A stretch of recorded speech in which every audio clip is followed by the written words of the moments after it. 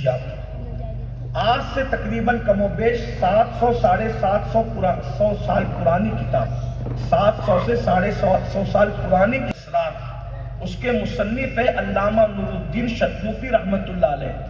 یہ وہ بزرگ ہیں جنہوں نے غوث اعظم کے دیکھنے والوں کو دیکھا ہے، یعنی غوث اعظم اور ان کے درمیان صرف 1 یا 2 واسطوں کا فاصلہ ہے۔ یعنی ان کی کتاب بہجت الاسرار ہر مکتبہ فکر جو لوگ اہل سنت کا دعویٰ کرتے ہیں تو ان سب کے نزدیک علامہ شتوفی رحمۃ اللہ علیہ مستند عالم ہے، بڑے عظیم بزرگ ہیں۔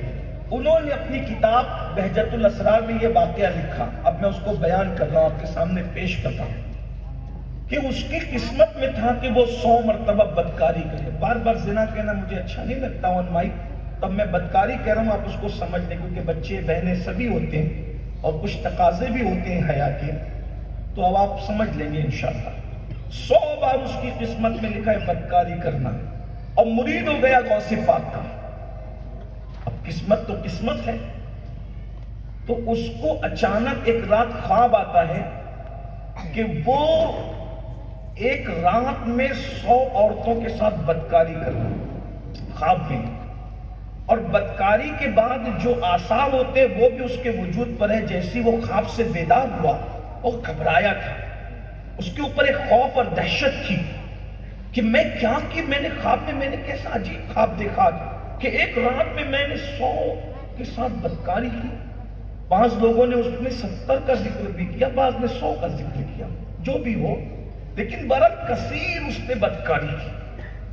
اور جب اس نے خواب کا اثر اپنے وجود پہ دیکھا، ناپاکی دیکھی، تو اس نے جلدی سے غسل کیا اور سوچا کہ چل کے مرشد کی خانقاہ میں پہنچتے ہیں، غوث پاک کی خانقاہ میں پہنچتے ہیں۔ تو جب وہ غوث پاک کی خانقاہ میں پہنچا تو سوچا کہ مرشد سے میں کس منہ سے بتاؤں اپنا خواب؟ بھئی خواب آدمی اچھا دیکھے تو بزرگوں کو بتائے بھی، لیکن برا خواب میں کیسے بتاؤں؟ اور اگر نہ بتاؤں تو مرشد کے سامنے تو پھر مرشد کو تو بتانا ہی ہے، لیکن بتاؤں کیسے؟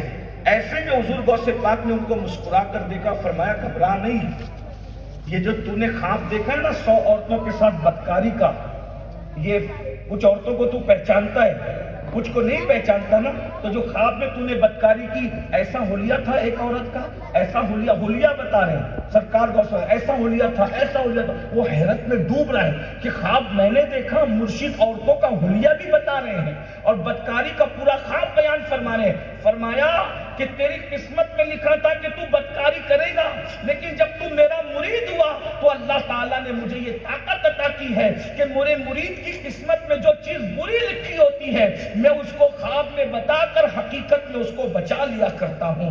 تو تیری قسمت میں یہ جو بدکاری لکھی تھی میں نے تجھے خواب میں دکھا کر حقیقت میں تجھے بچا لیا۔